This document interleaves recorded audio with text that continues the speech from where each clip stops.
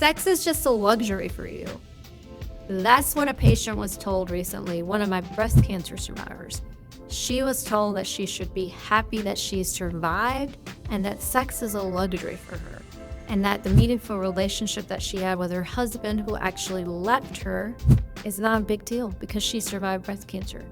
And so today I'm going to address what my colleague, Dr. Corinne Min, calls the pink elephant in the room, which is like, well, what happens to all these amazing breast cancer and other cancer survivors when it comes to their genital pelvic health and the genital urinary syndrome of hormone deprivation that I've talked about, the one that we call genital urinary syndrome of menopause and lactation. I've done multiple episodes on this. And so now I'm going to address this issue specifically and briefly to tell you guys what we know and a lot of what we don't know when it comes to cancer survivorship, specifically in the breast cancer arena. I will address some of the other ones as well. And when it comes to your genital pelvic health and your sexual health. So let's get at it.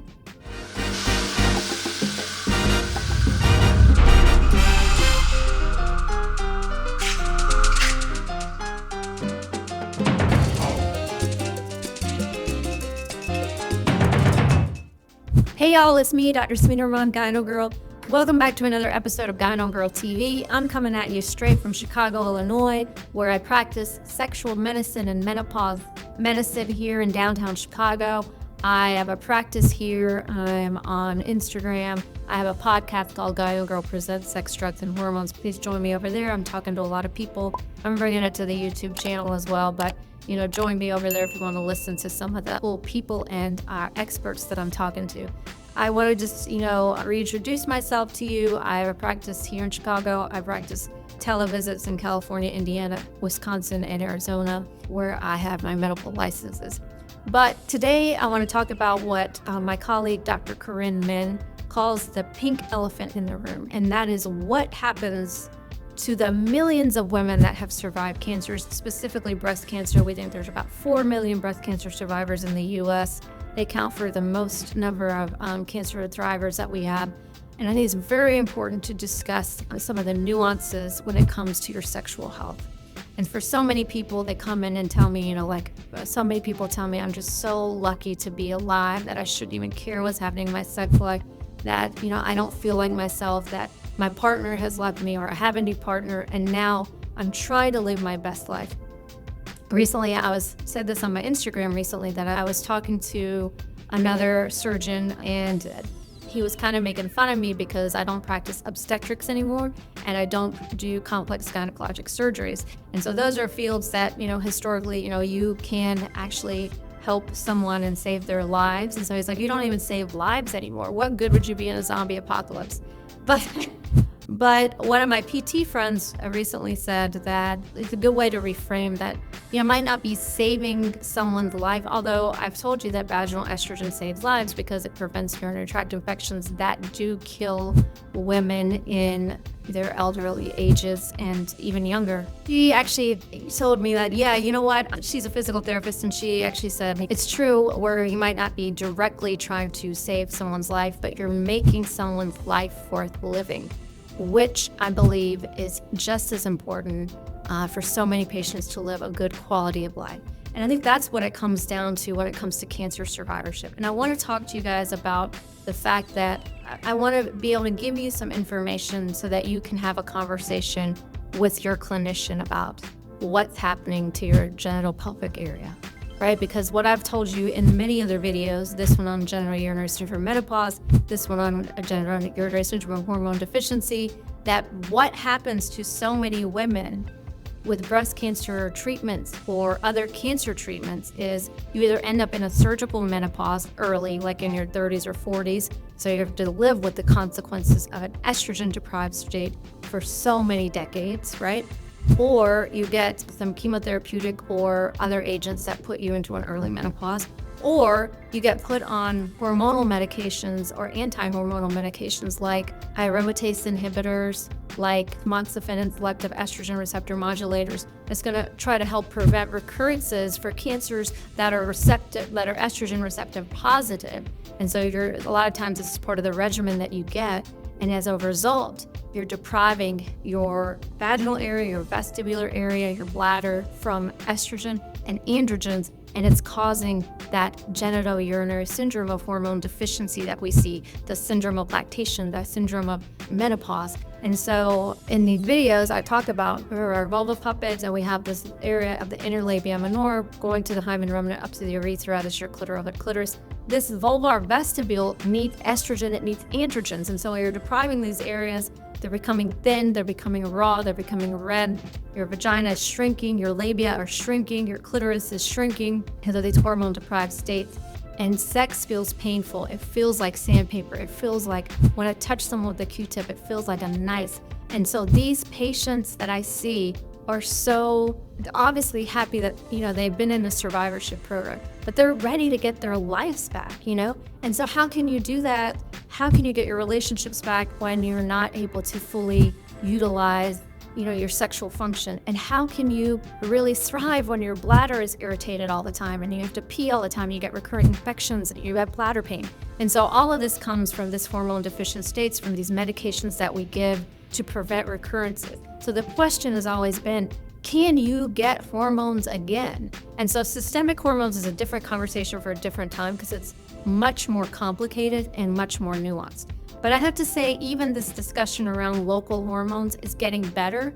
Vaginal estrogen for cancer survivors, cancer thrivers, it's a better conversation that we're having, but it's still very nuanced, right? Because there's still all these questions about risks of recurrence, which we do not think that these medications, because there's no systemic rise in estrogen when you take local estrogen therapy, this should not increase any risk of mortality. So that is pretty clear from all studies. There's a study in 2024, it looked at over 40,000 women on vaginal estrogen, these survivors. They actually had a decreased risk of mortality.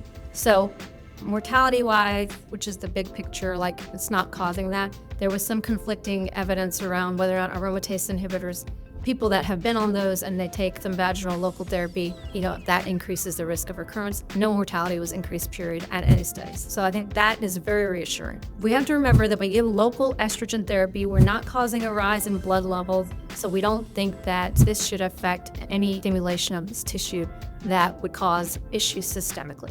So we're looking at local vaginal estrogen and what are the theories and what are the treatments. So if you have these genitourinary syndrome and menopause, which is consistent with, when you're lactating, we talked about when people were lactating and it's the same state, all these different states in your life. When you're on birth control pills, you can get it. When you have taken fertility treatments, you can get it. When you've been on cancer treatments, you can get it. So we have all these different states when people get hormone deficiency. And so specifically breast cancer patients and other gynecologic cancer patients have been dismissed for the longest time. When I started my practice 10 years ago, and I really wanted to help these patients improve their quality of life, the going theory was still, some of you can probably use it, but not a lot of people were on board with it. I got the Mona Lisa Touch, which is a CO2 laser that we started using for all the cancer survivors. It works, it helps. It's not superior to vaginal estrogen, so that's, but it is a tool in the toolkit, right? So I think that is very important. Lubricants are always part of the equation. Vaginal moisturizers that have hyaluronic acid, always part of the equation. And here's a statement from the North American Menopause Society, which is now the Menopause Society, on the use of vaginal estrogen. And ACOG, the American College of OBGYN, also have supported the use of vaginal estrogen, and even oncologists are on board now. So we don't have perfect data. This is not a perfect world. We got to work with what we are dealing with, right? So that's number one. And so I think it's really important to just, again, advocate for yourself. And what's important here is using the type of estrogen that, you're able to use because of costs and you're able to use because of your diagnosis. In another video, I talked about what estrogen is right for you. I think a lot of breast cancer survivors do very well. Vaginal DHEA is converted into estrogen and testosterone intracellularly. So instead of endocrinology, it's called intracrinology. So the cells are converting it. And so that's why you get both estrogen and testosterone in the vagina, but also it comes out into the vestibule. So your vestibule does not look this red and inflamed anymore. And so people tend to do really well with it. And that, along with pelvic floor physical therapy and using dilators, is crucial. So I think that's very important. I'm going to talk separately in another video about what patients get radiation treatment and what does that mean for them and what are the best options for them. But, we know that with the genitourinary syndrome menopause, the vagina can shorten, the labia can disappear, the clitoris can disappear. I already talk about that. So we want to restore the tissue. It's a chronic progressive condition. We want to restore the tissue.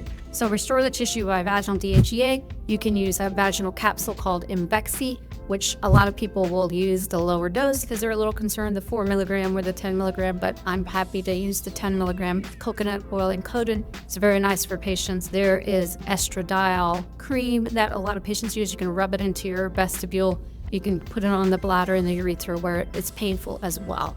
And so some patients will also use the Buvafem, which is the estrogen that's preloaded, and you put it kind of to the back wall of the vagina over the estrogen ring, the S string, which works for 3 months. So you got these options. You have sometimes people still want to use the CO2 laser. It does work for a lot of patients, not superior to vaginal estrogen or DHEA, but does work. So it is an option. And of course, physical therapy, dilator use. So it's really important for you to restore your normal genitourinary function so that you don't die from a UTI. Because remember, vaginal estrogen decreases the rates of UTI by 50%. Because I've seen it. I've seen it in my practice where patients survive cancer and then turn in their 70s and 80s and they get a UTI because they weren't on vaginal estrogen, end up getting septic and end up in the ICU and sometimes pass from that. So we don't want that to happen. Remember, vaginal estrogen can save your life in that respect. And so I think that's really important to keep in mind. It's always a nuanced discussion. I always talk to my patients' oncologists to try to make sure we're on the same page. And I want to meet patients where they are. Some people are so fearful of hormones that no matter what I tell them, they don't want to do it. But it is the best thing for your vulvar vaginal tissue as well as your bladder. So please remember that. It's a nuanced conversation. We don't have great data. Cancer survivors, unfortunately, have their quality of life has never been on main stage concern, right? It's unfortunate that, but we're now trying to do better for these patients. And there's many of us out there that will speak to them on these issues and even potentially look at systemic therapy for them because their bones and heart and brain are important too. And it will just very much depend on so many issues. I wish we had better data. I wish we had more long-term data. I wish we had clear-cut answers, and we don't. But we know that this is a safe local therapy for these patients. And if you can find a provider or a clinician or a practitioner from www.ishwish.org, you can find someone that can help you navigate this journey. So please do yourself a favor and advocate for yourself.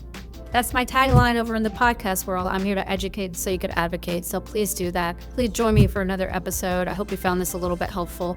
But we need to get on board with really helping cancer survivors thrive because their quality of life is important. And so please go out and advocate for yourself and find someone that can help you with this journey. I'm Dr. Sameena Rahman, GynoGirl. Please join me for another episode next week. And please like and subscribe to my channel. Thank you so much.